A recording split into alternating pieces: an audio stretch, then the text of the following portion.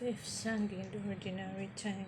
The Gospel is taken from the Gospel of St. Luke chapter 5, verses 1 to 11.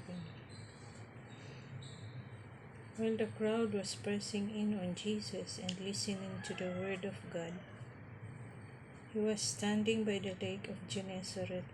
He saw two boats there alongside the lake. The fishermen had disembarked and were washing their nets. Getting into one of the boats, the one belonging to Simon, he asked him to put out a short distance from the shore. Then he sat down and taught the crowds from the boat.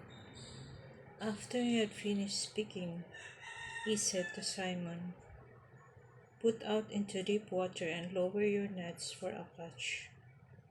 Simon said in reply, "Master, we have worked hard all night and have caught nothing, but at your command I will lower the nets." When they had done this, they caught a great number of fish, and their nets were tearing. They signaled to their partners in the boat to come to help them. They came and filled boats with,